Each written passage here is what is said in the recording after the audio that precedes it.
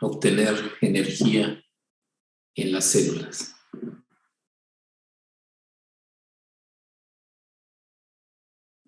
Bueno,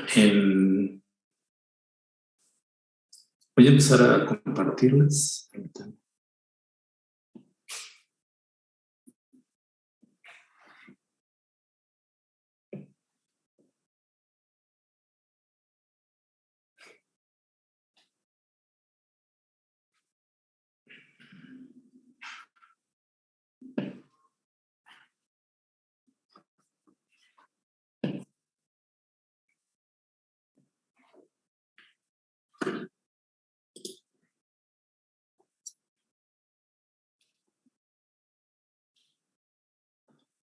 Ok, bueno, vamos a iniciar entonces.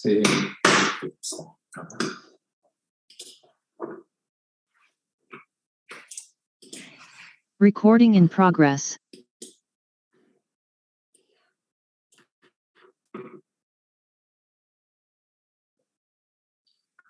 Bueno, en esta imagen que les estoy poniendo está representando dos de los, digamos, organismos. Me refiero al cocodrilo y al colibrí, los cuales llevan a cabo reacciones metabólicas. Así, a simple vista, ¿qué diferencias metabólicas cree que existen entre estos dos organismos? ¿Alguien tipo de respiración? Pues uno es un reptil y el otro es un ave. El tipo de respiración. Podría ser que el metabolismo del colibrí fuera más rápido que el del cocodrilo. Sí, tiene un metabolismo mucho más rápido, por obvias razones. El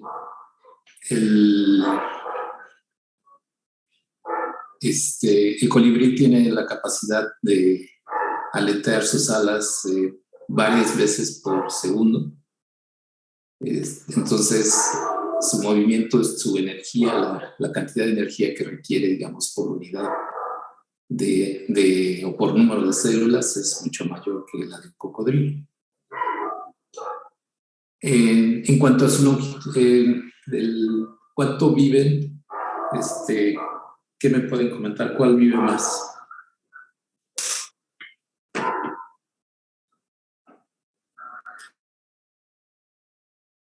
Pues el cocodrilo, ¿no?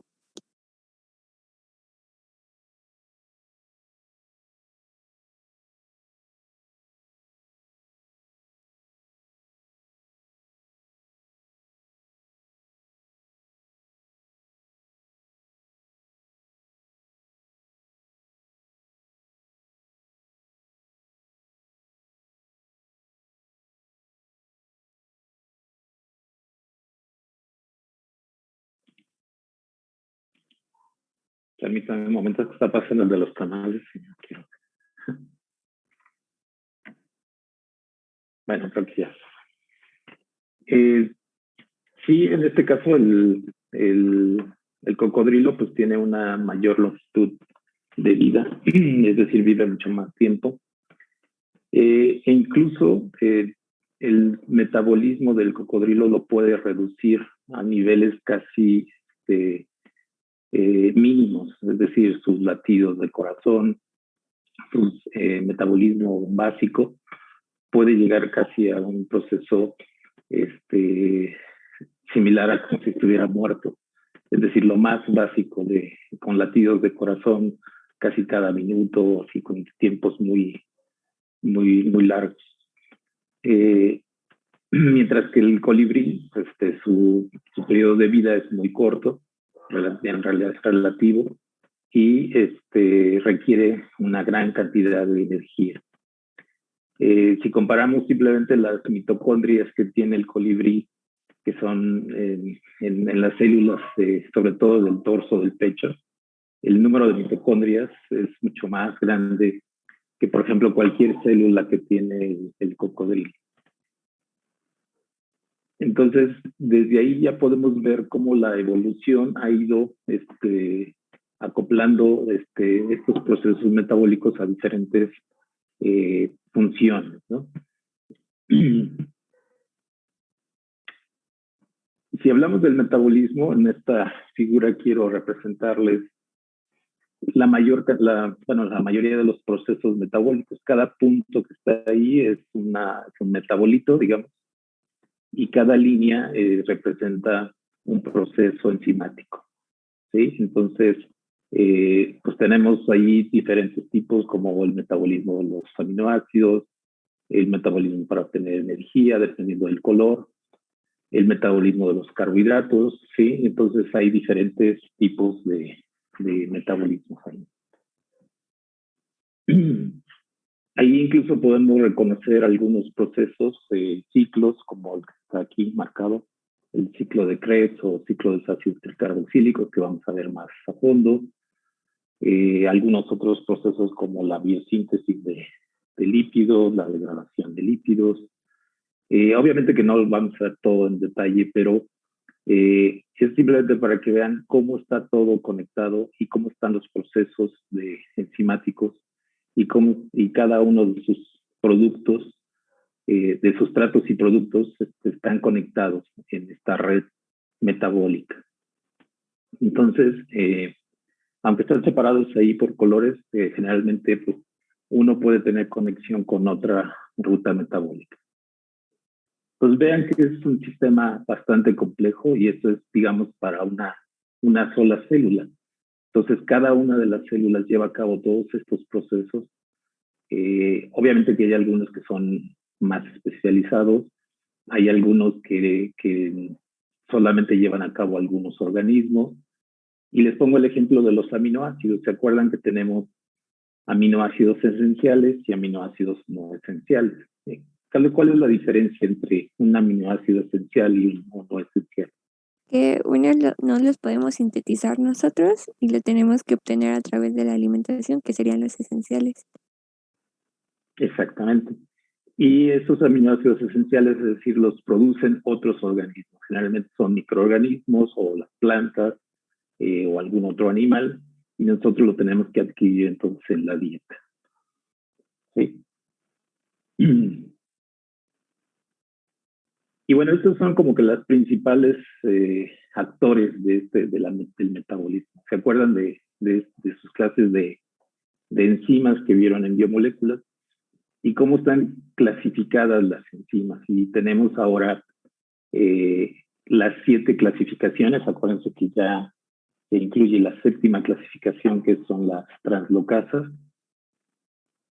Hasta hace muy poco teníamos solamente las 6, pero en esta última clasificación se incluyeron ahora todas aquellas proteínas que tienen capacidad de translocar un compuesto de un lugar a otro a través de una membrana. Entonces, por ejemplo, tenemos a través de un lado de la membrana y cómo lo transporta hacia el otro lado. Entonces, de los diferentes tipos que tenemos aquí, pues empezamos con las oxidorreductasas. Las oxidorreductasas pues tienen la capacidad de oxidar o reducir un compuesto. ¿Sí? Tienen esta capacidad de poder llevar a cabo estas modificaciones. ¿Se acordarán de algún ejemplo de alguna oxidorreductasa que se acuerden o que hace realmente algún proceso de oxidorreducción que hayan visto recientemente?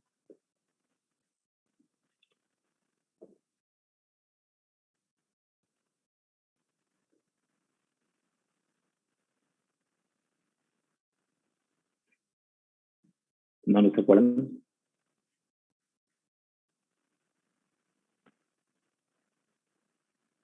Están googleando a ver si se acuerdan de alguno. No sé si entraría ahí la respiración, pero no sé.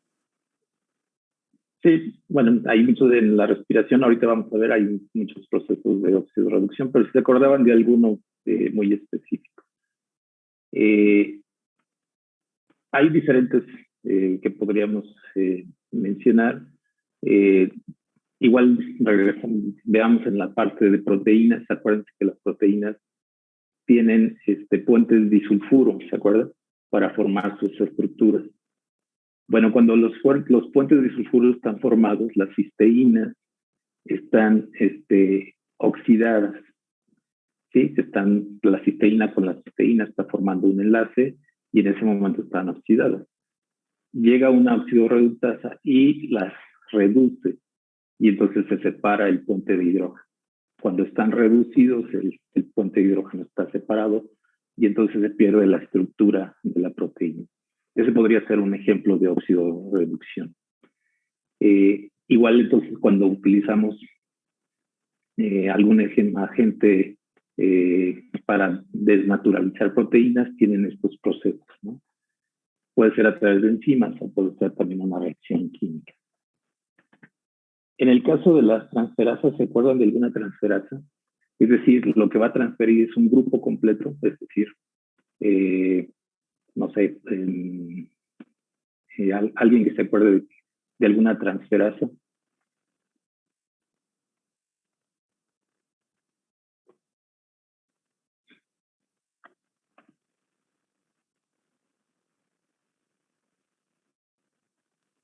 Pueden ser ¿cómo se llaman? Las quinasas. Sí, Bueno, unas enzimas que tienen- exactamente. Sí, los que las quinasas transfieren son grupos fosfatos, fosforilan a diferentes compuestos. Entonces la fosforilación, es decir, transferir un grupo fosfato de un lugar a otro, es un proceso de transferencia. Lo hace una transferasa. Otro ejemplo, por ejemplo, son las metilasas, cuando metilan algún compuesto, y eso ya le da entonces una característica diferente al compuesto que es metilado. Van a ver un poco más adelante, o no sé si lo han visto, el proceso de metilación de algunas proteínas que son importantes para el desdoblar o compactar al DNA, ¿sí? Proteínas asociadas. Hay muchos procesos de transferencia y en este caso pues, lo que hacen es pasar un grupo, por ejemplo, decíamos un fosfato, un metilo, puede ser un carbohidrato, puede ser algún grupo más complejo, de una molécula lo pasan a otra molécula. En el caso de las hidrolasas, pues es un poco más sencillo. En este caso es una hidrólisis, la cual siempre está presente el agua, ¿sí? Entonces la hidrólisis se lleva a cabo, por eso se llama hidrolasa, porque siempre tiene que estar presente una molécula de agua. Y los ejemplos más comunes de estos son, por ejemplo, las proteasas que tenemos en nuestro intestino, que son utilizadas para degradar las proteínas. Todas las proteasas llevan a cabo reacciones de hidrólisis para poder romper las proteínas. El otro ejemplo son las tiriasas, que en este caso también hacen rompimientos, pero en este proceso lo que hacen es romper enlaces y no intervienen el agua, ¿sí? Entonces lo que hacen es, por ejemplo, el ejemplo que nos está mostrando aquí, una molécula que tiene un doble enlace, se le ponen dos compuestos y se rompe el doble enlace, ¿no? Quedan enlaces sencillos. La siguiente es las isomerasas, que en este caso se acuerdan que muchos de los muchos de los compuestos que hemos analizado tienen la capacidad de estar como isómeros, es decir, pueden tener estructuras D o L. ¿Se acuerdan otra vez de los aminoácidos? Hay aminoácidos B, hay aminoácidos L. En este caso, estos son isómeros de quirales, ¿no? Es decir, que tienen la misma estructura, pero son como imágenes especulares, es decir, como si estuvieran viendo en el espejo. Pero también un isómero es aquel en donde, por ejemplo, si tiene un grupo metilo unido al carbono 1 y el grupo metilo después pasa al carbono 6, sigue siendo mismo número de átomos, pero ahora ya cambió la estructura, cambió el compuesto. Sigue siendo ahora un isómero, pero es un isómero estructural. es decir, tiene el mismo número de átomos y casi la misma estructura, pero cambió, digamos, algunos de sus compuestos principales. Vamos a ver ahorita algunos ejemplos de isomerasa. Y también pues están las ligasas, que en este caso son aquellos que van a unir dos compuestos, en este caso a través del rompimiento de una, como dice ahí, un nucleósido trifosfato, puede ser ATP, puede ser GTP, y entonces requieren energía para poder llevar a cabo esta unión, ¿sí? En este caso, las ligasas lo que hacen es formar un enlace covalente entre dos compuestos. Y por último decíamos de las translocasas, que su función pues es solamente digamos, pasar de un lugar a otro a una estructura, ¿sí? Puede ser un ion, puede ser puede ser el agua, una molécula de agua, puede ser alguna compuesto que no puede pasar por la semipermeabilidad de la membrana, y entonces en ese caso estaríamos hablando de ahí de canales, de sistemas de transporte, de como vimos en la unidad pasada, del transporte activo y pasivo, ¿no? En ese caso ahí es donde están catalogadas todas estas proteínas que ahora, antes no se les reconocía como una actividad enzimática, pero últimamente ahora ya clasifica como translocasas. Bueno, entonces en estos 7 categorías tenemos a todas las enzimas. Y si ustedes entran a diferentes páginas en internet, pueden ver cómo están clasificadas. Si se acuerdan que la clasificación tiene diferentes números que implican, sobre todo el primer número, pues quiere decir qué tipo de clasificación están, ¿sí? Y después ya se van especializando en el tipo de sustrato, en el tipo de función que llevan a cabo, y es como se le está dando la clasificación a todas las enzimas que se han descubierto. Bueno, ahora, ya vimos que el metabolismo pues se lleva a cabo a través de la actividad enzimática, pero finalmente el metabolismo, su principal característica es obtener energía y en algunos casos almacenar esa energía. Y bueno, vamos a ver que una de las principales fuentes de energía que tiene la célula es energía potencial. Vimos en la unidad anterior que las membranas tienen esa capacidad de ser semipermeables.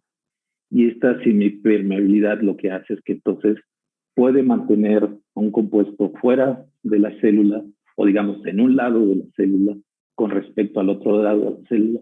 Y cuando se hace una gran concentración de un lado, entonces se forma un potencial. Y si lo hacemos un símil con la imagen que tenemos ahí, estamos viendo una presa en la cual esta presa tiene almacenada una gran cantidad de agua de este lado, digamos, en el lado de la presa. Está la pared está deteniendo esa gran cantidad de agua, pero por unas partes específicas, por unos canales, se conduce parte de esa agua y se hace pasar a través de turbinas.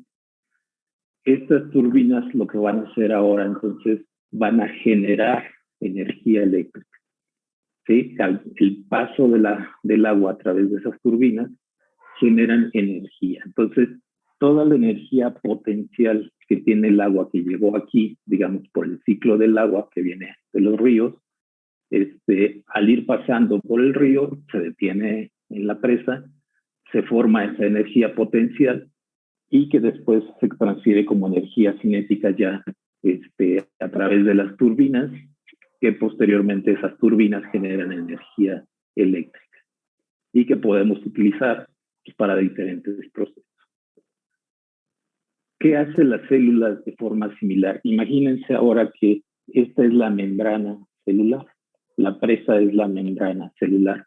Aquí tenemos la bicapa lipídica y lo que está haciendo esa bicapa es mantener de un lado una gran concentración de iones.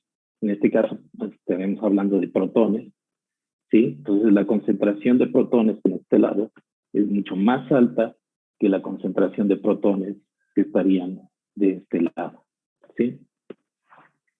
Entonces, ¿se acuerdan cuando vimos que a una mayor concentración de un lado y una menor concentración de otro lado, entonces genera un potencial de membrana, ¿sí?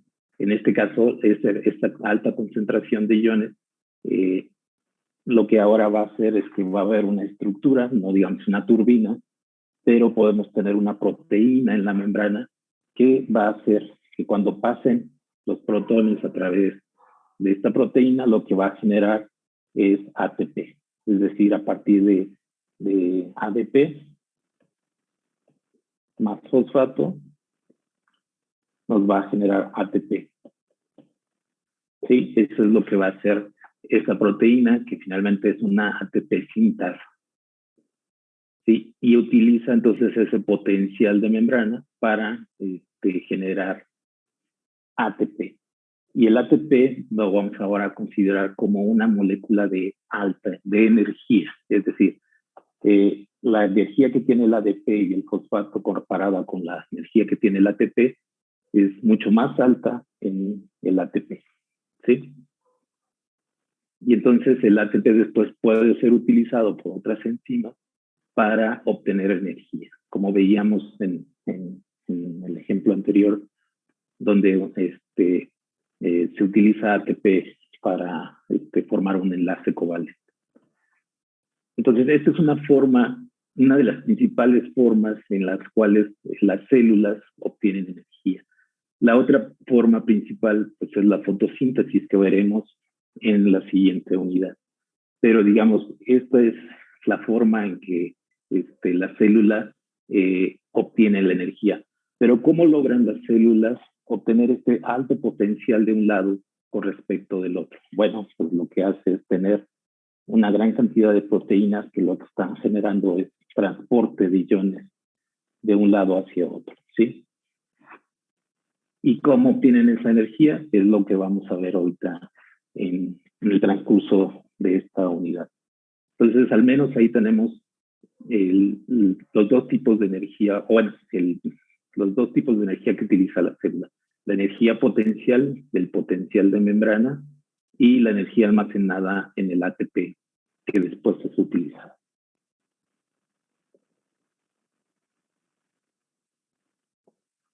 Aquí tenemos la estructura del ATP para que se vayan dando cuenta por qué es tan, considerado como una molécula de alta energía.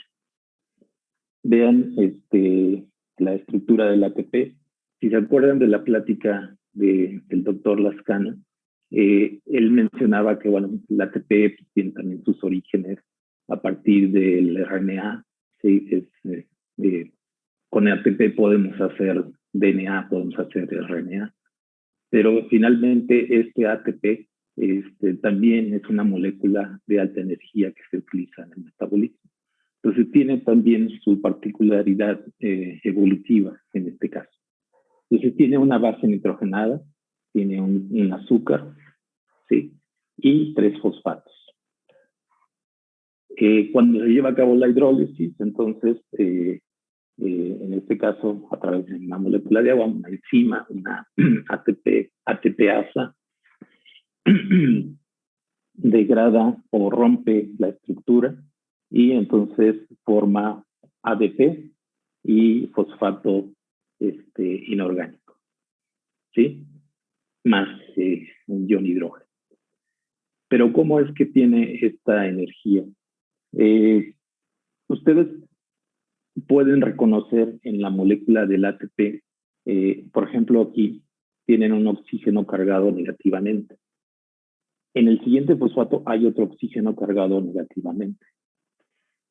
¿Sí? y tenemos un tercer oxígeno cargado negativamente. ¿Sí? Entonces, ¿qué pasa cuando juntamos 3 cargas o al menos 2 cargas negativas? ¿Qué pasa cuando juntamos 2 cargas negativas? ¿Se acuerdan?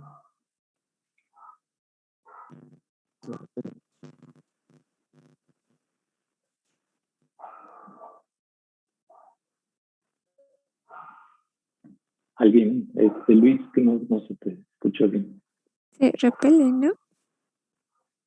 Se repelen, es como si tratáramos de juntar 2 imanes por la misma carga. Entonces, cuando tratamos de juntarlos, se repelen. Entonces, ¿qué está pasando aquí con este fosfato y este fosfato? Cuando están unidos, están tratando de repelerse, ¿sí? Entonces, cuando tenemos 2 cargas negativas ahí, hay una fuerza de repulsión muy fuerte. E incluso si le ponemos una tercera carga de repulsión, otra carga negativa, la cantidad de energía que se está almacenada ahí es muy alta, ¿sí? Entonces, cuando se hidroliza, cuando hay una hidrólisis en el proceso, entonces ahí lo que obtenemos es un rompimiento, pero lo que tenemos es una alta energía, ¿sí? Y esta energía es utilizada para hacer un trabajo, ya sea formar un enlace covalente, modificar una estructura, e incluso mover un flagelo, por ejemplo, mover un músculo, ¿sí? Toda esa energía se puede utilizar entonces para hacer un trabajo. Entonces ya vieron ahí cómo a partir de este ATP podemos obtener energía. El proceso inverso, que es obtener a partir de ADP y fosfato, ahora obtener el ATP, pues como vimos, utilizamos la energía potencial de la membrana para juntar el ATP a través de una ATP sintasa, ¿sí? Entonces vean cómo podemos liberar energía, pero también podemos juntar esta energía. Permítame un momentito. Recording stopped.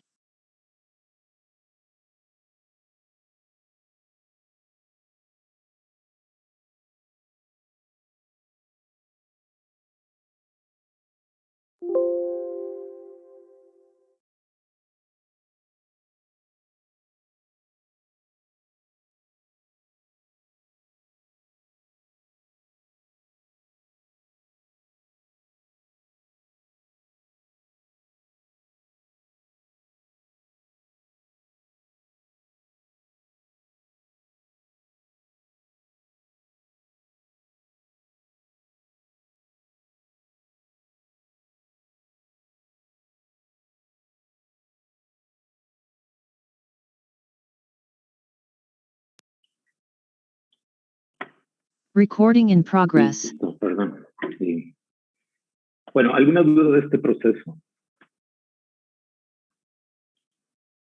No, profesor. Bueno, vean cómo entonces es un principio muy básico. Incluso es como si, igual para que lo asocien, es como si nosotros tuviéramos una especie de resorte. Entonces, el ponerle un fosfato, otro fosfato y otro fosfato, es como si a un resorte lo estuviéramos comprimiendo. Entonces, estamos guardando energía potencial en ese resorte y cuando liberamos el resorte, pues se obtiene la energía. Sí, pero vean cómo es ese proceso en la célula.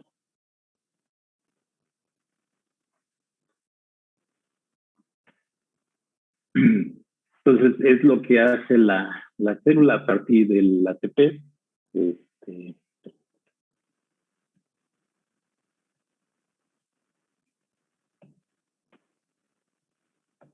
No puedo borrar. Bueno.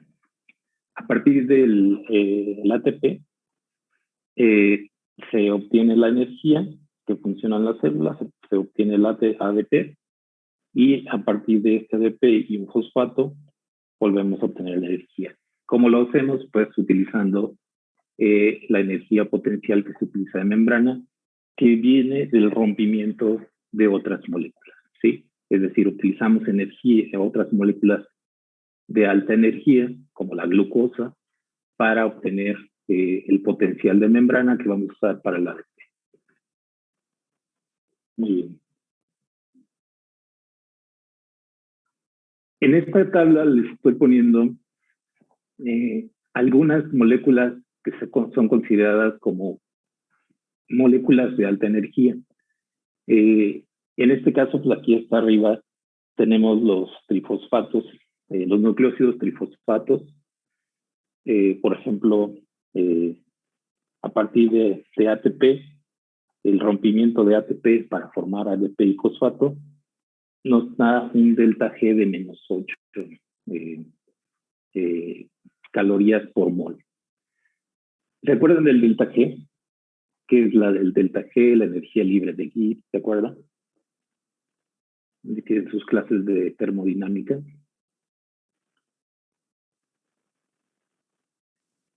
Sí, Más más o o menos. menos. Más o menos. Bueno, la energía libre, es decir, en este caso, el valor que sea negativo, quiere decir que ATP estaba en un valor alto y ADP está en un valor bajo, ¿sí? Este valor, la diferencia, si la graficamos en este lado la energía, quiere decir que ATP tiene más energía que el ADP. Es decir, cuando se rompe el ATP, nos libera 8 calorías por mol, ¿sí? El signo negativo quiere decir cuánto libera. Acuérdense de las reacciones exergónicas y endergónicas, es decir, si liberan energía o aceptan energía. En ese caso, la liberación de ATP nos está liberando energía. Entonces, el signo negativo quiere decir que libera energía. Véanlo también en el sentido de estabilidad. El ATP es menos estable que el ADP, ¿sí? El ADP, acuérdense de las cargas negativas que tiene los 3 fosfatos en ese extremo, y entonces comparado con los 2 fosfatos, pues tiene menos energía, ¿sí? También se puede liberar desde ATP hasta AMP, es decir, en este caso se forman 2 fosfatos, ¿sí? Y nos da más o menos la misma energía. Pero vean que existen otras moléculas, por ejemplo, el fosfato de acilo, que cuando se rompe nos da más energía. Incluso podemos llevar, no sé, un agente reductor al ser oxidado, por ejemplo, el NAD, el FAD, la flavin mononucleótido, nos dan una gran cantidad de energía, de hasta menos 53 moles kilocalorías por mol. ¿Por qué la célula no usa entonces estas moléculas como moléculas de energía para todo el metabolismo? ¿Por qué no las usa si les dan mucha más energía?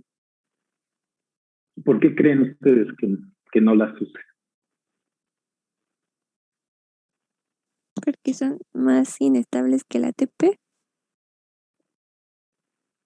Bueno, esa podría ser una razón. La razón principal es porque la cantidad de moléculas de NAD y FAD que puede utilizar la célula son mucho menores. El ATP está en mayor concentración, ¿sí? Digamos, el ATP es una molécula que puede ser sintetizada mucho más fácil que el NAD y el FAD. Al rato vamos a ver, bueno, en el transcurso de la unidad vamos a ver las estructuras de NAD y FAD y van a ver que es una estructura muy compleja y sintetizar esas moléculas es muy complejo para las células, ¿sí? Entonces la concentración que hay de NAD y FAD es mucho menor que la concentración que hay de esto se supone que es una flecha, bueno, de ATP. Entonces, el ATP está en mayor concentración, es una molécula mucho más fácil, una estructura mucho más sencilla que las otras moléculas de alta energía que se podrían utilizar, ¿sí? Entonces, imaginen que el ATP es una moneda, como el dólar, y el NAD y el FAT es otra moneda como, no sé, las libras. Las libras esterlinas, por ejemplo, solamente las usa Inglaterra, solamente las usan muy pocas personas en el mundo. En cambio, el euro y el dólar lo usan mucha más gente en el mundo. Entonces hay más euros, hay más dólares en el mundo que hay libras. Y la libra obviamente vale más que un dólar. Pero como no se usa tanto, perdón, pues digamos que tiene un valor relativo menor que el dólar, ¿sí? Entonces, no sé si les queda un poco más claro con ese símil, pero en este caso, para la célula es mucho más fácil sintetizar ATP que obtener NAD y FAT, ¿sí?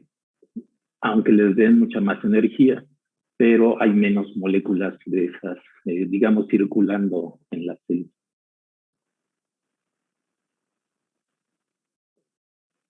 Ese es el proceso de respiración celular que vamos a ver, es, digamos, un esquema general de cómo se obtiene la célula la energía. Y ahí vamos a reconocer varias moléculas importantes.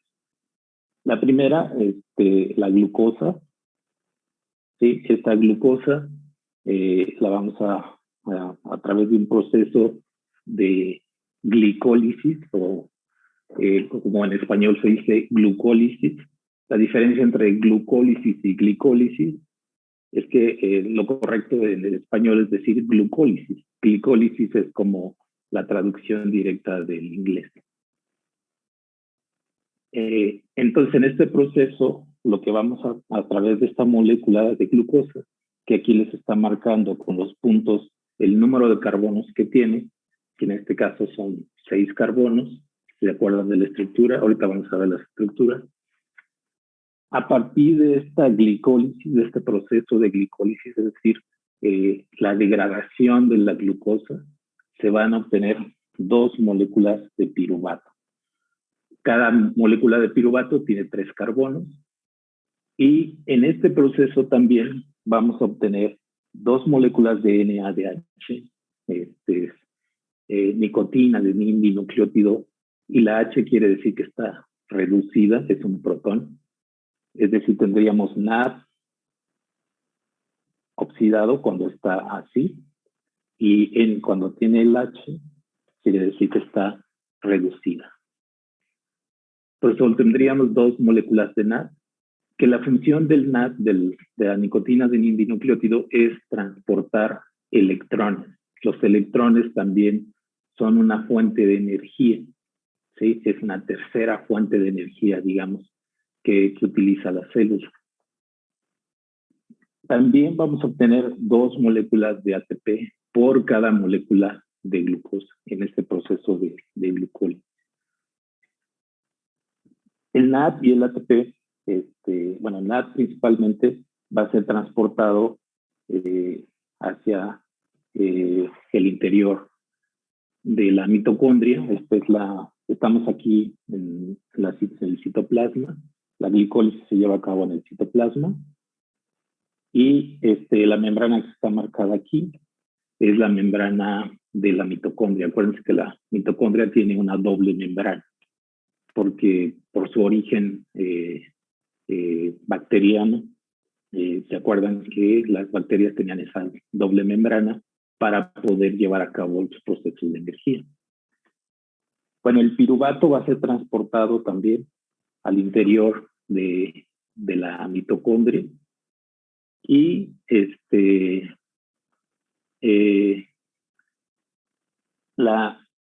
piruvato va a ser convertido a esta molécula que es la acetilcoenzima A. Más adelante vamos a ver con detalle todo esto.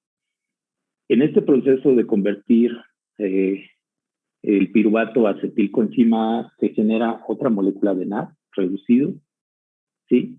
que también va a juntarse con las otras que van a ser utilizadas en el proceso más adelante. La acetilcoenzima es la que va a entrar entonces ahora al ciclo de Krebs y se llama ciclo de Krebs porque se van utilizando moléculas, se van degradando, pero después se vuelven a reconstituir esas moléculas y entonces se forma este ciclo. Este proceso del ciclo de Krebs lo que nos va a generar es tanto NAD como FAD, que es otro transportador de electrones. En este caso es flavina de dinucleótido y en este caso tiene la capacidad de captar 2 protones y junto con sus electrones, ¿no? Entonces es también un transportador de electrones y protones. Y también se obtiene ATP. En este caso son 2 por glucosa, es decir, por la cantidad de glucosa. ¿Qué le pasó al otro carbono que venía del piruvato? Acuérdense que el piruvato tenía 3 carbonos y la acetilcoenzima tiene uno solo. Bueno, en este caso es degradado a CO2, entonces sale como CO2 y ese es parte del proceso de respiración, ¿sí? Entonces los compuestos que ya obtuvimos como el NAD, el ATP, todos estos, principalmente el NAD, es ahora utilizado en lo que se llama la cadena transportadora de electrones. Esta cadena transportadora de electrones lo que va a hacer es quitarle los electrones y los protones de NAD y del FAD para ser transportados a través de diferentes estructuras de proteínas. Proteínas que están unidas a la membrana interna de la mitocondria.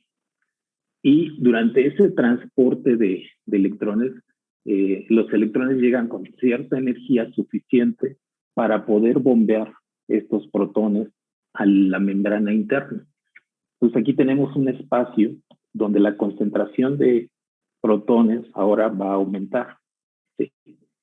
Va a ser una gran cantidad de protones en esta parte interna de la membrana. ¿Sí? Vamos a tener una mayor concentración de protones.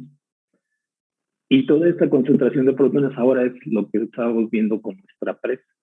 Tenemos un potencial de membrana alto de un lado de la membrana con respecto del interior y eso va a ser utilizado por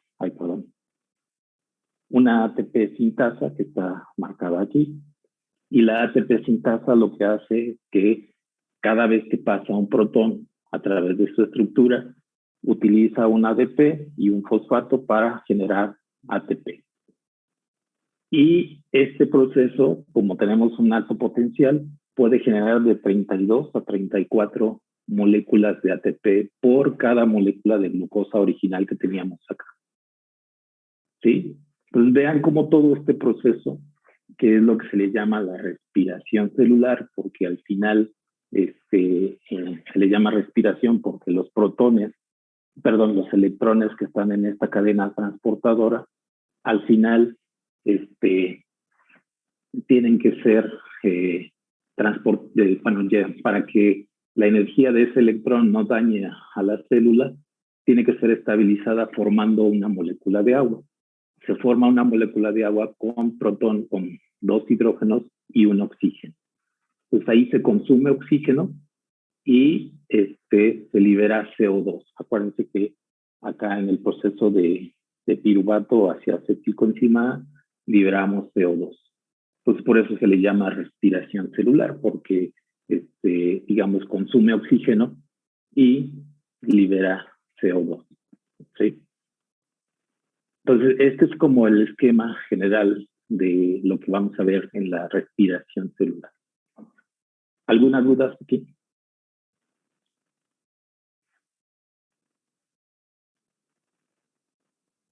No, profesor, todo bien.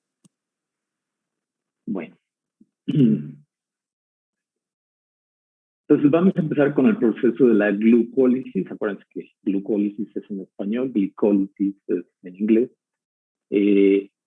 ¿Y qué moléculas están asociadas en este proceso? En este esquema es nada más para que se den una idea de la cantidad de enzimas y cómo son más o menos sus estructuras. Si empezamos con la glucosa que está aquí, hay diferentes procesos que van a ir dando, diferentes enzimas, y ahí está más o menos sus estructuras que van a ir modificando la molécula de glucosa hasta obtener el piruvato, que es finalmente el que posteriormente se convierte a acetilcoenzima A y es el que entra al ciclo de Krebs. Pero bueno, la parte inicial, que es la glucólisis, es este proceso. Igual aquí está un esquema un poco más elaborado del proceso de la glucólisis, que incluso aquí hay un error, parece que es con y tiene al menos diferentes fases que podemos identificar en el proceso de glucólisis. La primera fase, que es lo que se le llama la inversión, vamos a utilizar ATP, es decir, vamos a usar ATP de la célula para empezar a degradar a la glucosa, ¿sí? Entonces se utilizan 2 moléculas de ATP, ¿sí? Para transformar la glucosa a una estructura que posteriormente puede ser degradada o separada en estructuras de 3 moléculas, el piruvato. Bueno, estructuras de tres átomos, perdón. Y esas estructuras de 3 átomos, después en otra fase de la reacción de la glucólisis, ya es cuando se obtiene la energía y los transportadores necesarios para continuar el proceso. Entonces, primero tenemos una fase de inversión, es decir, ahí le metemos energía, pero en el proceso más adelante se va a obtener toda esta cantidad de energía en forma de ATP. Y también se obtienen transportadores de electrones y protones, ¿sí? Entonces, al final del proceso de la glucólisis se obtiene el piruvato, que el piruvato va a ser transferido, como ya vimos, al interior de la membrana de la mitocondria y se va a llevar a cabo el proceso de Krebs. Los NAD reducidos que se obtienen son transportados también para llevar a cabo el proceso de transporte de electrones. Sí, entonces este es como el esquema de una molécula de 6 átomos, pasamos a 2 moléculas de 6 átomos de carbono, pasamos a 2 moléculas de 3 átomos de carbono, y a partir de ahí se obtiene el proceso de obtención de energía. Entonces vamos a verlo con más detalle. Bueno, aquí ya lo vimos.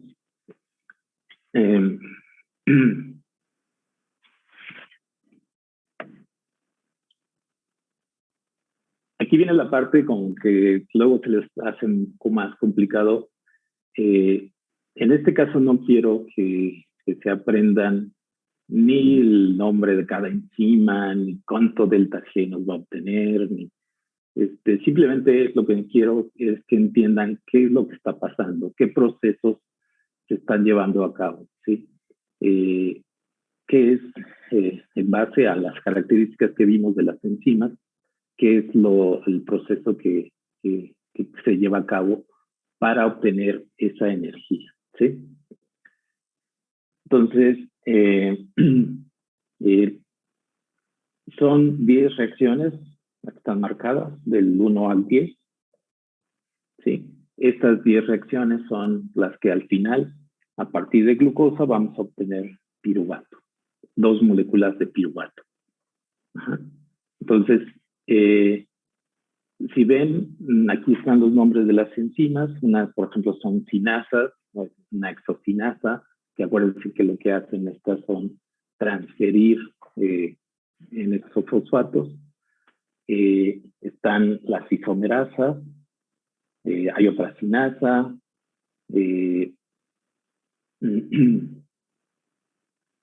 aquí bueno, es donde se hace el rompimiento. A partir de esta tenemos una aldolasa y una isomerasa, ¿sí? estas enzimas, después del rompimiento, al final vamos a obtener 2 moléculas de gliceraldehído 3-fosfato que después se van a ir convirtiendo. Entonces, después vienen una deshidrogenasa, otra sinasa, otra isomerasa, aquí se llama mutasa, pero es una isomerasa, es lo que va a hacer es cambiar la estructura. Después viene una enolasa, que lo que va a hacer es meter un doble enlace, ¿sí? Y otra sinasa al final, ¿sí? Entonces vean, vale, les digo, este es el medio complejo el proceso, pero les digo, no quiero que se aprendan ni el nombre de las enzimas, ni los detalles. Los vamos a ir viendo y pues siempre van a estar ahí para que ustedes los puedan realizar, ¿sí? Entonces, vamos a ver la primera reacción, que es, sí, Giovanna. Yo tengo una duda, pero era respecto a las fases, porque dijo que iba a haber 3 fases y dijo inversión. ¿Y cuáles son las otras 2? No, son 2 fases, la fase de inversión y la fase de obtención de energía. La Gracias. fase de inversión, aquí la podemos marcar, aquí está un ATP, estamos invirtiendo un ATP para hacer el cambio de glucosa a glucosa 6-fosfato. Acá más adelante metemos otro fosfato a través del ATP y también necesitamos energía y también necesitamos el fosfato del ATP y esa es la parte de inversión, digamos, la parte de afino. Y ya en este proceso acá están marcadas cuando obtenemos ATP y aquí, ¿sí? Entonces, aquí se obtienen 2 moléculas de ATP, pero acuérdense que esto está al doble porque obtuvimos 2 moléculas de gliceraldehído 3-fosfato. Entonces, en lugar, obtenemos 4 moléculas. Invertimos 2 al principio y ganamos 4. ¿Sí? Entonces, tenemos una ganancia de 2 moléculas de ATP. Esas son las 2 fases. Gracias. Bueno, entonces la primera reacción es que a partir de la glucosa, vean cómo está la estructura de la glucosa, tiene 6 carbonos marcados en rojo, con los números marcados en rojo, 1, 2, 3, 4, 5 y 6. En este caso tenemos una exocinasa, que lo que va a usar es el fosfato del ATP y la energía del ATP para formar este enlace y meter este fosfato. Entonces lo que va a hacer entonces formar el compuesto que se llama glucosa 6-fosfato. ¿Sí? En este caso, esta enzima, la exocinasa, requiere un magnesio. ¿Se acuerdan qué función tiene este magnesio en algunas enzimas? ¿O cómo se le denomina cuando una enzima requiere algo para llevar a cabo su función? Como cofactor. Es un cofactor, exactamente. Entonces, hay enzimas que requieren diferentes tipos de cofactores. En este caso, la exocinasa requiere magnesio, ¿sí? Y también nos marca un poco la reversibilidad que está marcada aquí con las 2 flechas. Si se fijan, la flecha de arriba, que va de izquierda a derecha, es más grande que la flecha de abajo. ¿Sí? Eso porque está más, digamos, tiene más, no perfecto, energéticamente es más importante, está más, se lleva a cabo más el proceso de glucosa a glucosa 6-fosfato, ¿sí? que el proceso inverso en este caso.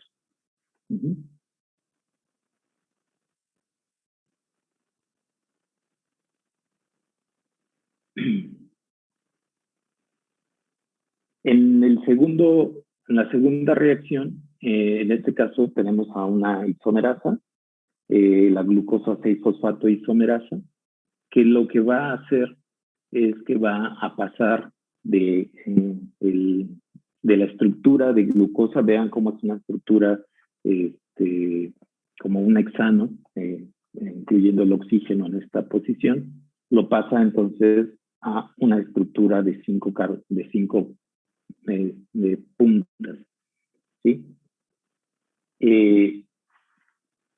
Lo está pasando, digamos, de una estructura, bueno, esta estructura de la glucosa 6-fosfato se llama estructura pirimídica, ¿sí? Por la estructura que tiene.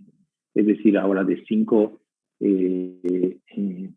puntas con 4 carbonos y un oxígeno, entonces tiene esa estructura diferente. Entonces ahí lo que está cambiando, si se fijan, no está entrando nada, no está saliendo nada, no se utiliza energía, no hay ATP, es simplemente la isomerasa. Lo que está cambiando está pasando este enlace que está aquí, lo está pasando del carbono 1 al carbono 2, ¿sí? Y es el mismo número de átomos en una estructura que en la otra, y no hay diferencias en el número de átomos, pero sí hay diferencias estructurales. Estamos hablando ahora de la fructosa 6-fosfato. Como menciona aquí abajo, estamos pasando de una aldosa, que es la estructura de la glucosa, a una cetosa.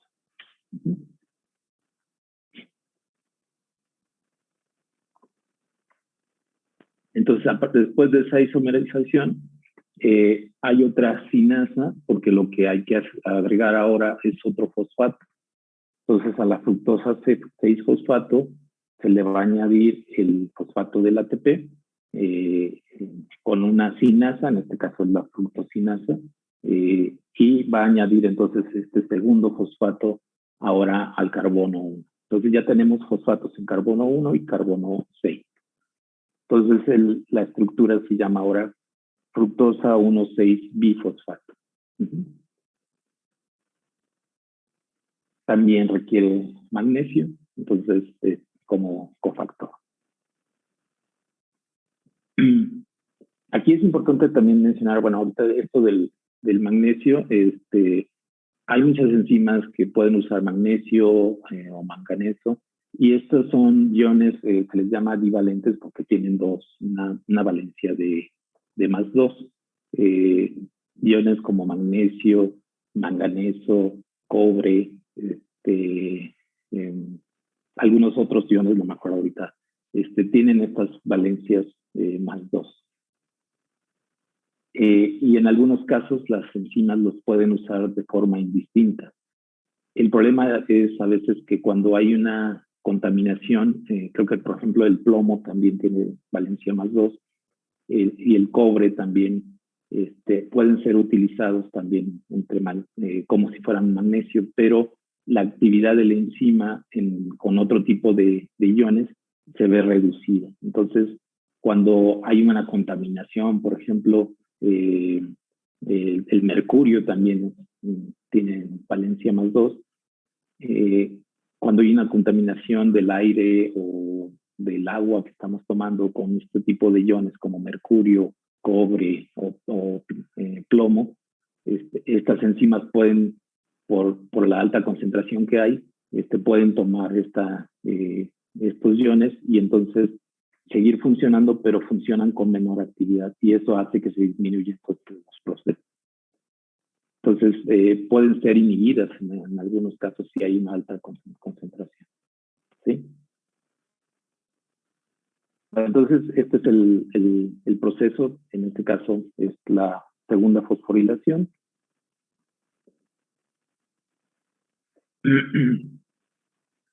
El cuarto paso es a través de una aldolasa. Esta aldolasa lo que va a generar va a ser el rompimiento final en el carbono 3, va a romper la estructura de la fructosa 1,6-bifosfato. Si se fijan aquí ya no está, la fructosa ya no está en su estructura ciclada, como estaba en los anteriores aquí, formando el ciclo en esta estructura, sino que ahora ya está de forma lineal, ¿sí? Entonces, de forma lineal, el oxígeno ya está formando la cetona con el carbono de 2. y en esa forma lineal es cuando la aldolasa puede entonces romper a la fructosa 1,6-bifosfato y va a formar dos compuestos. El primero es la dihidroxiacetona fosfato, que tiene los primeros 3 carbonos, que están marcados aquí en azul. Y la gliceraldehído 3-fosfato, que son los carbonos, bueno, la estructura que está marcada en negro. Si se fijan aquí, el carbono 1 en la fructosa era el que tenía el fosfato, el fosfato, el carbono 2 tenía el grupo cetona y este es el carbono 3. Pero cuando ya se da el rompimiento, cambia la numeración. Ahora este es el 1, este es el 2 y este es el 3. ¿Por qué cambia esa numeración? ¿Se acuerdan de sus clases? Sí, Joana. Yo tengo una duda, pero de la diapositiva anterior. Ah, sí. Adelante. Bueno, es que en la diapositiva anterior decía que la fructosinasa era como un paso limitante. ¿A qué se refiere eso? Ah, bueno, porque esta puede ser inhibida. Dentro de estas puede ser, es uno de los pasos más importantes de la glucosa. Entonces, son las que pueden ser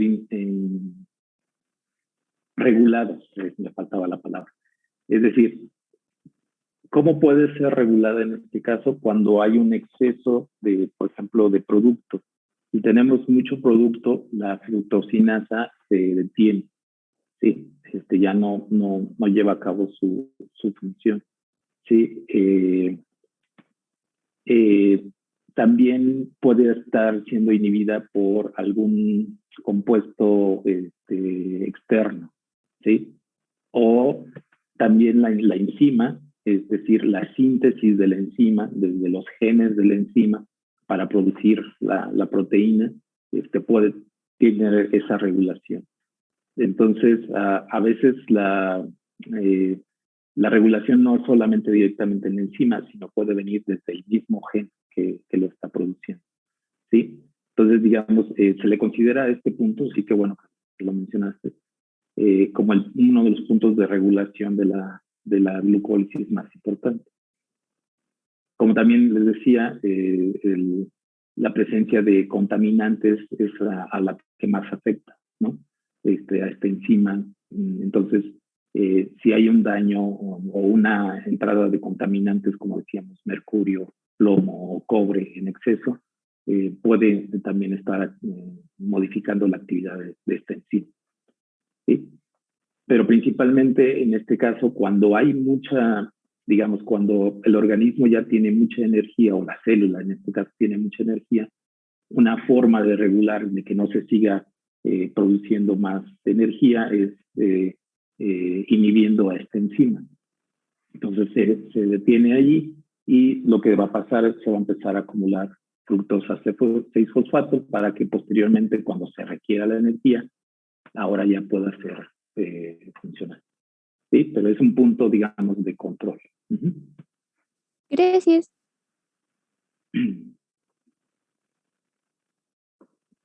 Bueno, entonces les preguntaba que por qué cambia la nomenclatura de carbonos del 1, 2 y 3.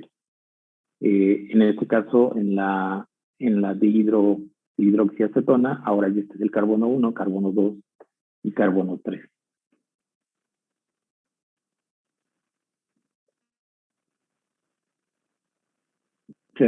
¿Saben por qué? ¿No era por los grupos funcionales, profe? Sí. Porque pues, a algunos se les da más prioridad, pero no me acuerdo bien si era por su capacidad de reacción o su electronegatividad. Ahí sí, ya no me acuerdo. Exacto. Es eso, capacidad de reacción. En este caso tienes un grupo funcional OH, un alcohol. Otro grupo funcional que tienes aquí es una cetona. Y acá ese es un sustituyente, un fosfato. Entonces, ¿cuáles son en la jerarquía química, cuáles son los más importantes? Entonces, es el OH. El OH tiene mayor jerarquía que la cetona o que el fosfato, y entonces por eso cambia la posición, la numeración. En este caso, cuando estábamos hablando acá, el sustituyente o el grupo funcional más importante es la cetona, pero en este caso la cetona está pegado al carbono 2, entonces por eso se menciona 1, 2, 3, ¿sí? Y no sería 1 aquí, 2 acá, porque estaría más lejos del grupo funcional, que es la cetona, ¿sí? Entonces, se le tiene que dar el carbono 1 al que esté más cerca del grupo funcional, que en este caso es el carbono 2, y así por eso cambia la numeración. En este caso, si aplicamos lo mismo al gliceraldehído 3-fosfato, el carbono 1, en este caso, es el que tiene... ¿Qué grupo funcional es este?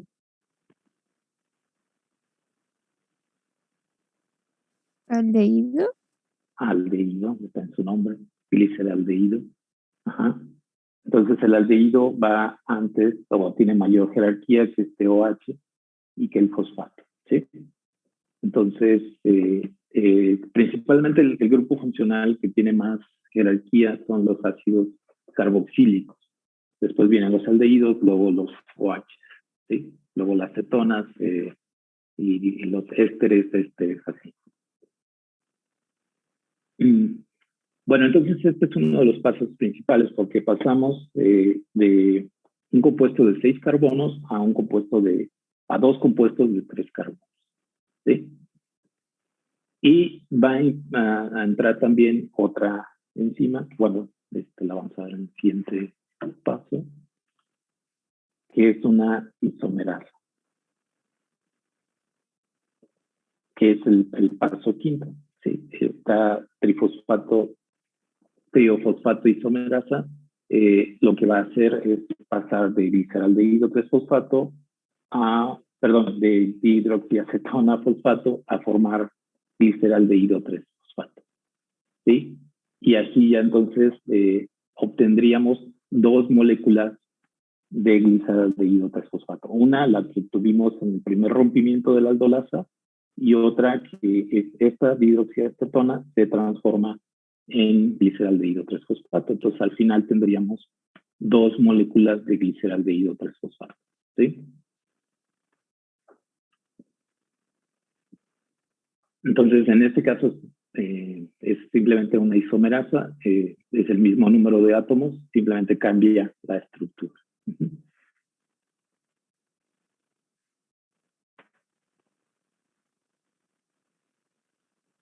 Bueno, entonces ya que tenemos las 2 moléculas de gliceraldehído 3-fosfato, a partir de aquí todos los procesos cuentan por nodos, ¿sí?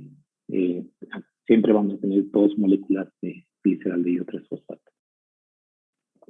El siguiente proceso es una deshidrogenación que se lleva a cabo por una deshidrogenasa, que lo que va a hacer es quitarle este hidrógeno del carbono 3, del carbono 1, y aparte va a meter un fosfato, ¿sí? En este caso, si se fijan, no está usando ATP, sino que está metiendo un fosfato en el proceso, al hacer el proceso de deshidrogenación, ¿sí? Entonces, ¿quién se va a llevar el hidrógeno? Se lo va a llevar el NAD. En este caso, aquí está el NAD oxidado, cuando no tiene el protón, y cuando tiene NADH se lleva el protón. También se le quita otro protón de aquí del carbono 3, y entonces ya queda la molécula 1,3-bifosfato glicerato o ácido glicérico, ¿sí? Entonces, la misma enzima, en el mismo proceso, lo que hizo fue poner un fosfato y quitarle 2 protones. Los 2 protones, uno queda en el NADH y el otro se libera al medio como un protón.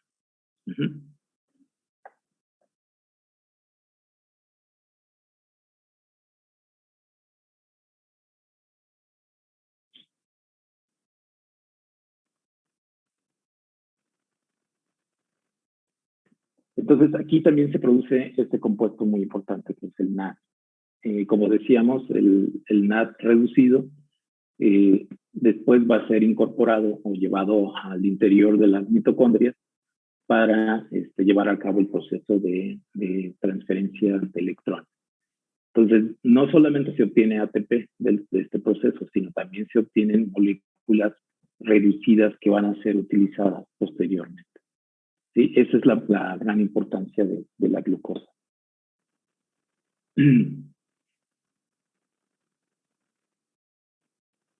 El siguiente paso, ya vamos en la reacción número 7, es una sinasa también. Aquí, en este caso, la sinasa, a partir de este fosfato del carbono 1 y ADP, va a generar ATP. Entonces, aquí es donde obtenemos las primeras dos moléculas de ATP. Acuérdense, porque son dos moléculas con las que partimos. Entonces, se va a generar dos moléculas de ATP en este proceso. Entonces, de bifosfatoglicerato vamos a pasar a 3-fosfoglicerato. ¿Sí?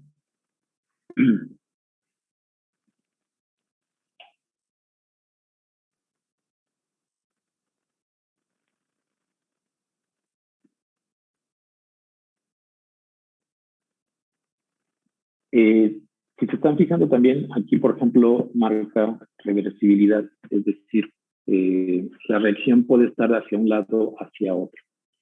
¿De qué depende de que se vaya de un lado hacia otro?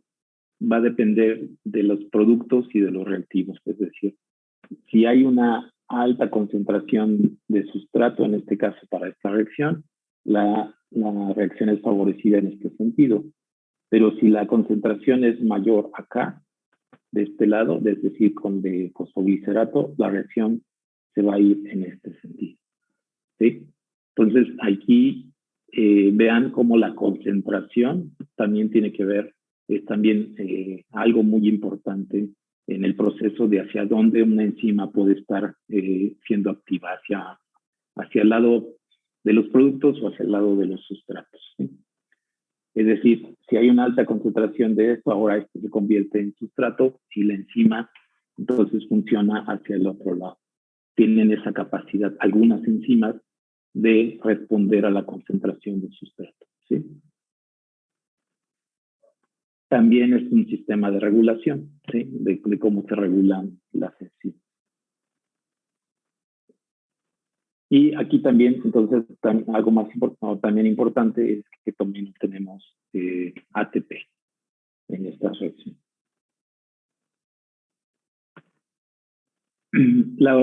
La reacción número 8 es una reacción de isomerización. En este caso se le llama una mutasa, porque va a hacer un cambio. Lo que va a cambiar es la posición del fosfato, del carbono 3, lo va a pasar al carbono 2. ¿Sí? Entonces, de 3-fosfoglicerato pasa a 2-fosfoglicerato. Sí, esta reacción se hace pues, para que pueda tener cierta posición y entonces para el siguiente proceso pueda funcionar más adecuadamente.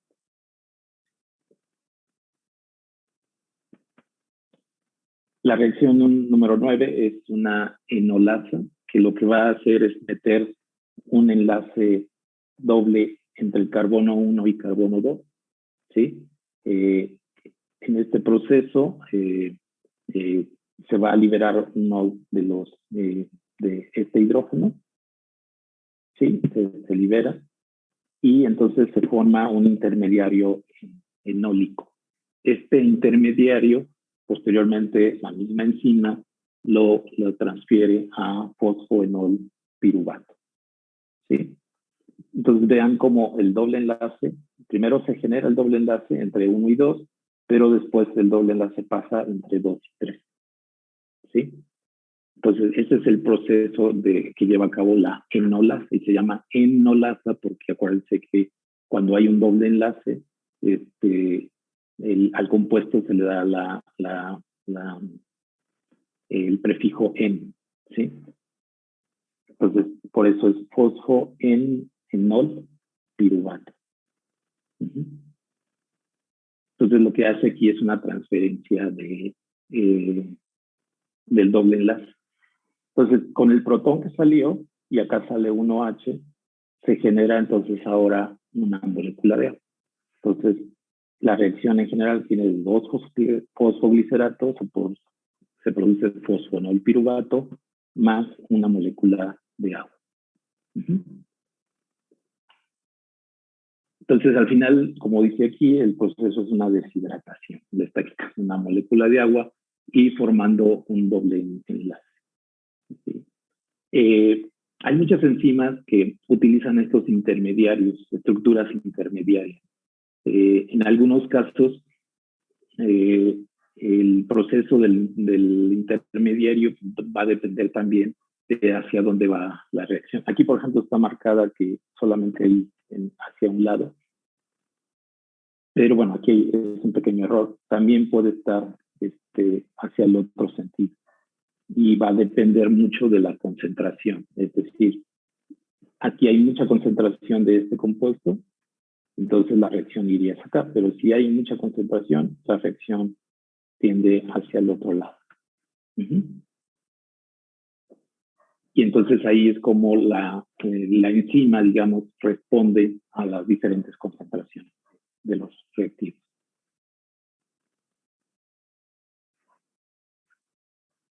Y finalmente la última reacción es una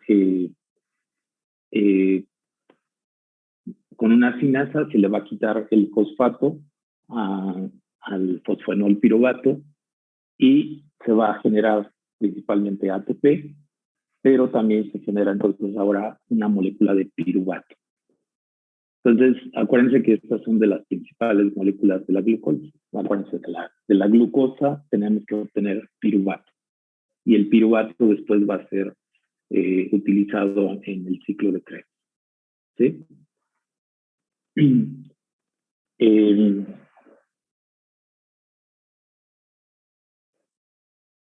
Entonces, esta energía, como dice aquí, contenida en este compuesto, va a ser transferida al ADP y se va a formar ATP.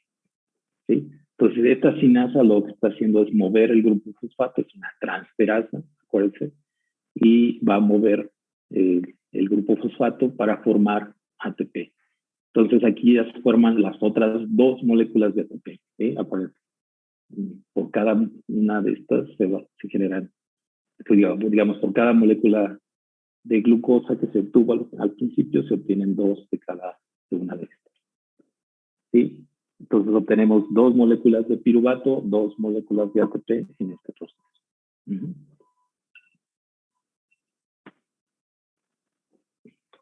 Bueno,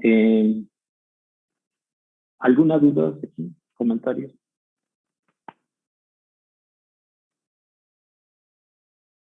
Sí, Omar. ¿Cuál era el paso 8? Es que no sé qué pasó con mi internet, entonces solo tengo del paso 7 y el 9. Ahí Es está. la Gracias. mitigación, la isomerización.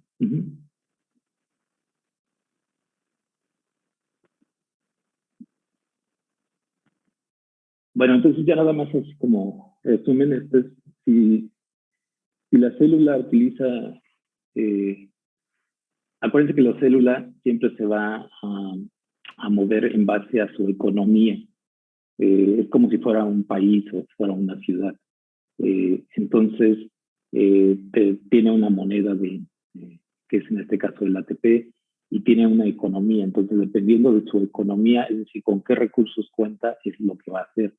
Si va a hacer, si se va a mover, si va a crecer, si se va a dividir, si va a hacer algún proceso específico, va a depender de con lo que cuente. Entonces, por eso tenemos aquí una hoja de balance, ¿sí? Se invirtieron 2 ATP, se obtienen 4 ATP, y en este caso también se obtiene NAD, 2 moléculas de NAD reducido. Entonces, en general, esto es lo que entra, bueno, y entonces a partir de glucosa obtenemos piruvato. ¿Sí? 2 moléculas de piruvato, 2 de NADH y 2, en este caso 4 de ATP. ¿Sí? Sí, digo. Rápido, lo de los ATP invertidos fue en la primera fase, bueno, sí, obviamente la primera fase, ¿no? Pero son los Sí. fosfatos que se le agregaron a la glucosa, ¿no? Y que ya después... Sí. Ok, que nada más era eso. Gracias. Sí, acuérdate que es uno para formar glucosa 6-fosfato y el otro para formar fructosa 1,6-bifosfato. ¿Sí? Entonces Sí, ahí sí. es donde se hace la inversión y después esos mismos fosfatos son transferidos al ADP para formar ATP. Pero a partir de aquí, los principales compuestos que obtenemos es piruvato, ATP y NAD reducido. Profe, ¿podría regresarle a la otra diapositiva, por favor? ¿Aquí? Sí. Ya, gracias, profe.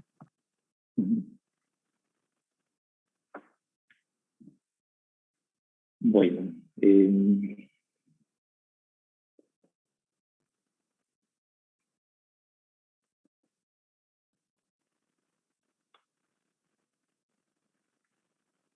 bueno, vamos a, ya son 10:30, ¿verdad? Una reconexión cuando está. Bueno, vamos a dejar hasta aquí. Recording no sé si stopped. ¿Tienen alguna duda, comentario? No, solamente sí, me puedo quedar para la práctica.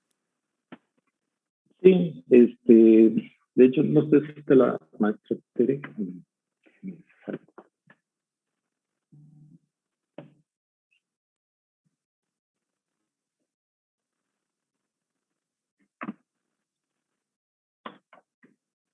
Sí, bueno, permítanme un momentito y ahorita vemos lo de la práctica. ¿Sí?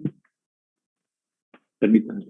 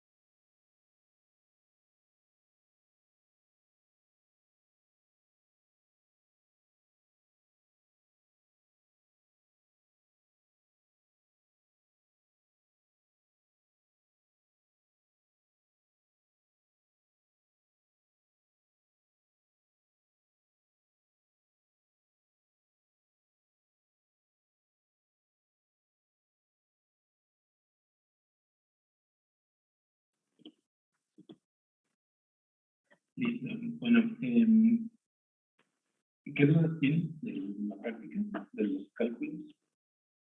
Bueno, es que no sé si estoy bien, no sé. ¿No puedes repetir? Sí. Así es que el problema es que no sé si están bien. Si quiere que mi compañero Luis, ¿puedes compartir pantalla de lo que les mandé por mis?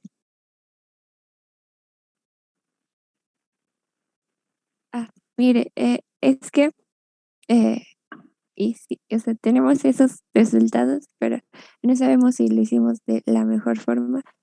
porque ahí tenemos la concentración, ¿no? De la glucosa que nos daba la práctica. Y espere, Jessica dice que si los demás ya se pueden retirar. Sí, si no, si creen que ustedes tienen ya sus cálculos bien, o no tienen dudas, sí, ya se pueden retirar los demás. Nos vemos, profe, se cuida. Hasta luego. Adelante, Jan. Sí, entonces pues agarramos la concentración de la glucosa que nos daba la práctica y ocupamos la absorbancia, hicimos la curva patrón y luego con esos datos obtuvimos la concentración y de los siguientes a partir de la absorbancia. Y luego pues interpolamos los datos y nos dio ese resultado, pero no sabemos si estamos bien, pero yo me quedé con esa duda y me entró ñañaras y no sé por qué Luis quitó bueno, porque, o sea, quedó como que en la gráfica de la tabla quedó, pues, no sé por qué Luis la quitó, pero, pero quedaba A ver, como que un 1. No sé si estoy bien, no sé si los datos son los correctos. sí, bueno, ustedes ya obtuvieron con la curva patrón, sacaron la ecuación de la línea, ¿no? Ujú. Exacto. Con esa ecuación de la línea, lo que ustedes fue sustituyen el valor de X, digamos, de la absorbancia, que absorbancia es con doble B grande, las dos. Ajá. Y bueno, con este valor de absorbancia lo sustituyen en la fórmula y obtienen esta concentración de glucosa. Y entonces, sí, también en este caso los valores que tienen ahí son los datos observados. Pero ¿cuál era una duda específica? Es que la duda específica es que, bueno, es que anteriormente con la profesora Tere habíamos hecho como una extrapolación, algo así, donde poníamos como que la concentración. Entonces, al momento de hacer mi gráfico, me salió como que otra ecuación. O sea, de hecho, en la curva patrón se ve una, pero en las de abajo se ve otra. Entonces, ahí me confundí. No sé por qué cambió A ver, nada más, Luis, si puedes ponerte en la celda C17.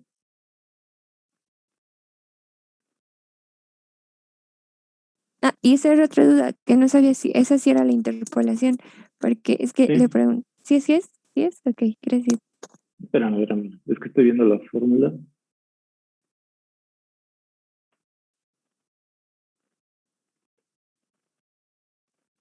Sí, exacto.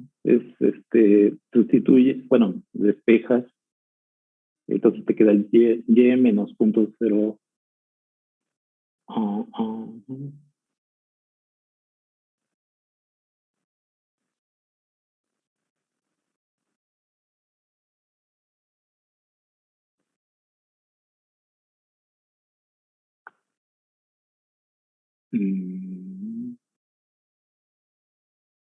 A ver, es que creo que ahí modificaron de la curva patrón, digo, de la siguiente curva. Ajá, es que, bueno, mi Tienen que compañero usar Oscar quiere hablar. sí, nada más antes de Oscar. Tienen la ecuación de la primera, de la curva patrón, que es y igual a 0.0071x más 0.0149, ¿sí? Esa es la que tienen que usar para la interpolación. Y acá están usando, creo que la otra curva. En la celda C17 ahí tendrían que poner el valor menos 0.0149 sobre 0.0071. Más o menos, por eso le salen parecidas. Pero tienen que poner los datos de la curva patrón, de la ecuación de la recta que tuvieran una curva patrón. Sí, Ok. Y otra, pero esta ya es más mensa, y esta lo siento, pero es que perdón, antes, ¿quién quería hablar? ¿Oscar? creo que Oscar. Sí, no, pero sigan. Bueno, la siguiente pregunta es ¿cómo se puede hacer los ajustes por dilución? Porque es que ayer estaba viendo videos y mi cerebro se quemó y ya no supe cómo hacerla y le pregunté a Luis y pues Luis tampoco supimos y entonces entramos en colapso y ahora sí quiero hablar, Oscar. Sí, o sea, En este caso es lo de multiplicarlo por 10, ¿no? Porque como tal teníamos nuestro ajuste de que, bueno, de que nuestra disolución era de 1 a 10, entonces en ese caso nada más se multiplica por 10, ¿no? Para el ajuste de la disolución y para la concentración de la glucosa es cuando tenemos que usar las partes que vienen en la otra tabla, que vienen en la práctica, para ver que, algo decía, ¿no? Que eran ciento y tanto, se usaban 100 microlitros o algo así para la concentración, pero no me acuerdo muy bien. Sí, ¿no? sí, sí, en este caso, si se fijan en su práctica, las muestras de problemas se hicieron primero diluciones 1 a 10, ¿sí? Entonces, ustedes lo que tienen ahora que considerar en sus datos es multiplicarlas por 10, porque estas ya no vienen diluidas, sino para que les da la concentración real, el valor que obtienen de la interpolación después lo multiplican por 10. Es decir, en la columna D, ahí de 17, por ejemplo, tendrían que poner el valor anterior por 10 para que les dé la disolución, la corrección por disolución. O sea, serían, en lugar de 65, serían 655, por ejemplo. ¿Sí? Aquí. Uh-huh. Y ya de ahí, entonces, pues ese sería el valor de concentración de glucosa que ustedes están teniendo. Bueno, considerando el volumen total. Ajá. Ay, ya me perdí. Entonces, el resultado que nos dé al multiplicar la interpolación iría en ajuste. En ajuste por dilución, exacto. Ok, y luego multiplico la concentración por 10 y iría en concentración de glucosa. Uh-huh. Aquí, gracias. Sería todo. Muchísimas gracias, profesor. ¿Alguna otra duda? Pregunta. Sí, yo Sí, puedo compartir mi pantalla, por favor. Sí.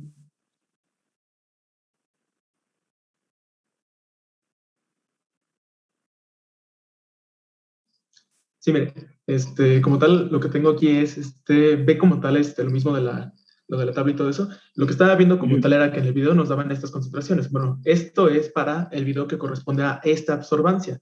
Entonces, Sí. mi duda es esto. Al momento de que nos dan en la práctica que hagamos con estas concentraciones, entonces yo lo que hice fue sacar pues como tal, la glucosa que nos dan con esta, al extrapolar en la curva del video que nos daban en ese entonces. Entonces así saco como tal mi gráfica, mi ecuación de la recta para poder, ¿cómo se llama? Ecuación de regresión lineal, para poder sacar estos valores, ¿no? Estos serían entonces los que tenemos que usar para poder en la tabla de la cuantificación de la glucosa de curva patrón, esos son los que tenemos que poner aquí, ¿no? O si ponemos 10, 20, 30.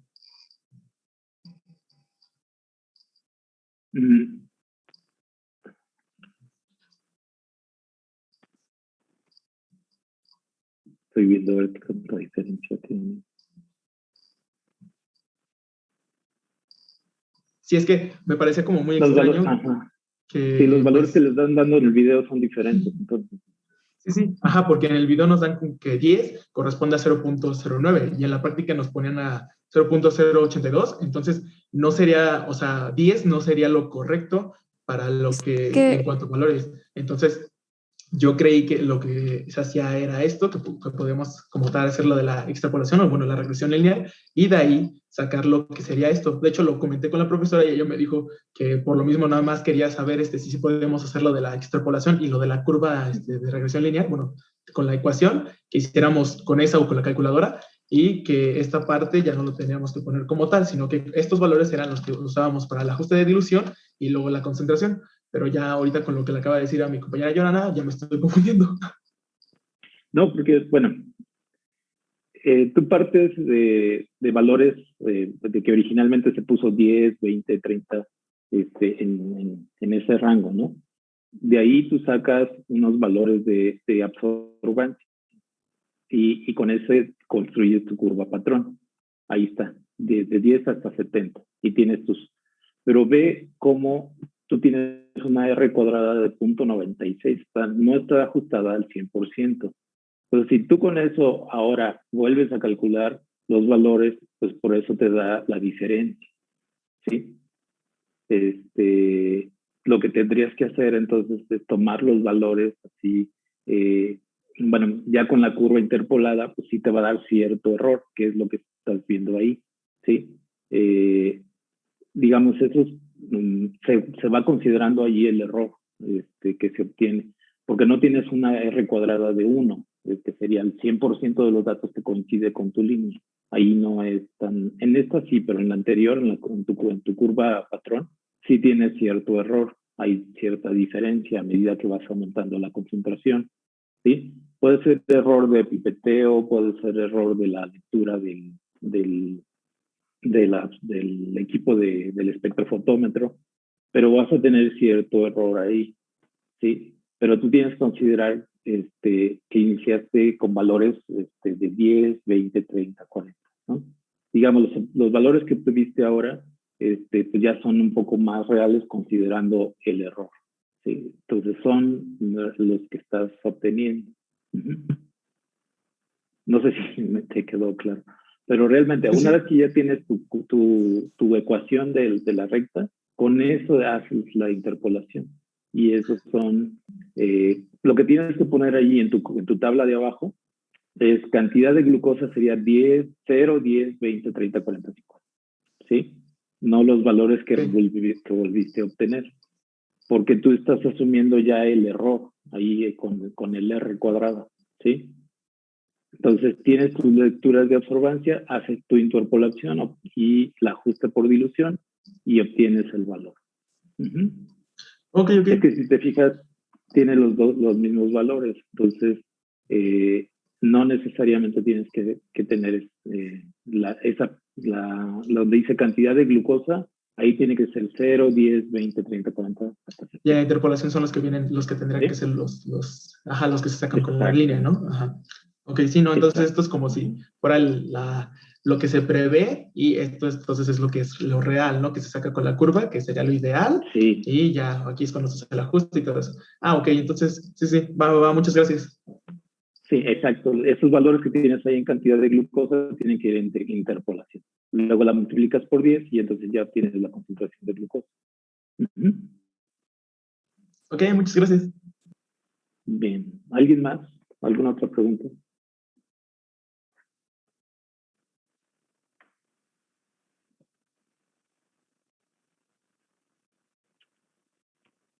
Bueno, si no hay preguntas, nos veríamos entonces el lunes